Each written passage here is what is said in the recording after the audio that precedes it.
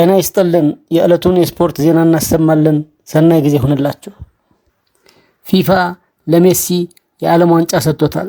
ኤቭራ የቀድሞ የፈረንሳዊ የኋላ መስመር ተጫዋች ፓትሪስ ኤቭራ ፊፋ የ2022 ዓለም ዋንጫን ለአርጀንቲና አሳልፎ ሰጥቷል ሲል ተችቷል።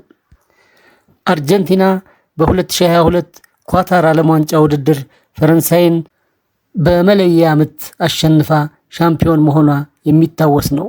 በ2022 የዓለም ዋንጫውን ለሜሲ እንዲሰጡት ሁላችንም እናውቃለን ያለው ኤቭራ ሁሉም ነገር አስቀድሞ የተጻፈ ነበር ሲል ገልጿል። በወቅቱ ፈረንሳውያን እንኳ ሊዮኔል ሜሲ ዋንጫውን እንዲያሸንፍ ይፈልጉ ነበር ሲል ኤቭራ አስተያየቱን ሰጥቷል።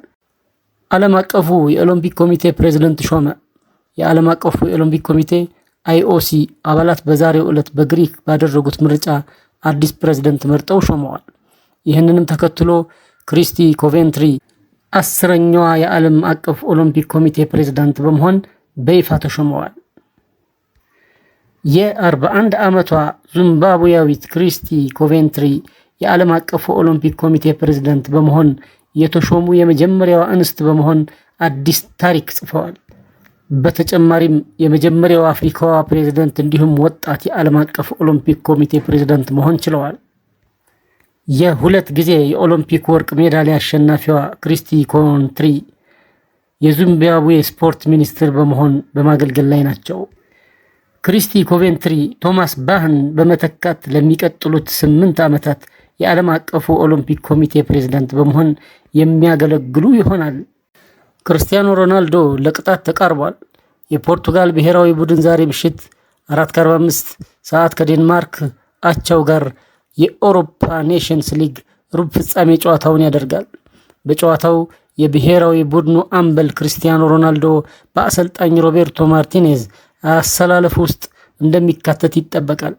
ክርስቲያኖ ሮናልዶ በዛሬው ጨዋታ የማስጠንቀቂያ ካርድ የሚመለከት ከሆነ ፖርቱጋል ላይ የሚያደርገው የመልስ ጨዋታ በቅጣት የሚያስመልጠው ይሆናል። ሮቤርቶ ማርቲኔዝ ስለ ሮናልዶ በሰጡት አስተያየት በቡድኑ ውስጥ ሮናልዶ ስላለ ደስተኛ ነን፣ የቡድኑን ደረጃ እና አብሮነት ያሳድጋል ብለዋል። ሴራሊዮን ድል አድርጋለች። በኢትዮጵያ ምድብ የሚገኙት የሴራሊዮን ብሔራዊ ቡድን ከጊኒ ቢሳው ብሔራዊ ቡድን ጋር ያደረገውን ጨዋታ 3-1 በሆነ ውጤት ማሸነፍ ችለዋል። ሴራሊዮን ማሸነፏን ተከትሎ ነጥቧን 8 በማድረስ የምድቡ ሁለተኛ ደረጃ ላይ መቀመጥ ችላለች። ነገ ሌሊት ከግብጽ ጋር የሚጫወቱት ዋልያዎቹ በ3 ነጥቦች 5ኛ ደረጃ ላይ ይገኛሉ።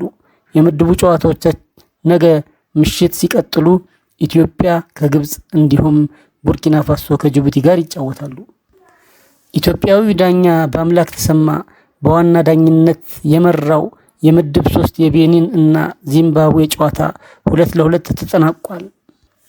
በሌሎችም የዓለም ዋንጫ ማጣሪያ ጨዋታዎች ሞዛምቢክ ዩጋንዳን 3-1፣ ናሚቢያ ማላዊን 1-0፣ ኬፕ ቨርዴ ሞሪሸስን 1-0 አሸንፈዋል። በአውሮፓ ኔሽንስ ሊግ ሩብ ፍጻሜ ጨዋታ ዴንማርክ፣ ጀርመን እና ክሮኤሽያ ተጋጣሚዎቻቸውን ማሸነፍ ችለዋል። ዴንማርክ ከፖርቱጋል ጋር ያደረገችውን ጨዋታ በራስሙስ ሆይሉንድ ግብ 1-0 ማሸነፍ ችላለች። ጀርመን ከጣሊያን ያደረገችው ጨዋታ 2-1 ስታሸንፍ የጀርመንን ግብ ጎሬዝካ እና ዴኒስት እንዲሁም ለጣሊያን ቶናሊ አስቆጥሯል። ክሮኤሽያ ከፈረንሳይ ጋር ያደረገችውን ጨዋታ በቡዲሚር እና ፔርሲች ግቦች 2-0 ማሸነፍ ችላለች። የስፔን ብሔራዊ ቡድን በበኩሉ ከኔዘርላንድ ብሔራዊ ቡድን ያደረገውን ጨዋታ 2-2 በሆነ አቻ ውጤት አጠናቋል። የኔዘርላንድ ግብ ጋክፖና ሬንደርስ ሲያስቆጥሩ ኒኮ ዊሊያምስ እና ሚካኤል ሚሬኖ ስፔንን አቻ አድርገዋል። የኢትዮጵያ ብሔራዊ ቡድን በዛሬው ዕለት ከግብጽ ጋር የዓለም ዋንጫ ማጣሪያ ምድብ 5ኛው ጨዋታውን ያደርጋል። ዋሊያዎቹ ጨዋታቸውን ዛሬ ከሌሊቱ 6 ሰዓት በሞሮኮ ስታድ ላርቢ ላውዚ ስታዲየም የሚያካሂዱ ይሆናል። የኢትዮጵያ ብሔራዊ ቡድን በዛሬው ጨዋታ መደበኛውን አረንጓዴ ቲሸርት፣ ቢጫ ቁምጣና ቀይ ካስቶኒ ለብሶ ይጫወታል። የግብፅ ብሔራዊ ቡድን በአንጻሩ ቀይ ቲሸርት፣ ነጭ ቁምጣና ጥቁር ካሶቶኒ ለብሰው ወደ ሜዳ የሚገቡ ይሆናል። ጨዋታውን ሞሪሸሳዊ ዳኛ ፓትሪስ ሚላዛር በመሃል ዳኝነት እንዲመሩት በካፍ ተመርጠዋል። የሁለቱ ብሔራዊ ቡድኖች ተጠባቂ ጨዋታ በዲኤስቲቪ ኤስኤስ አፍሪካ 1 ቻነል ቁጥር 227 ላይ በቀጥታ የሚተላለፍ ይሆናል።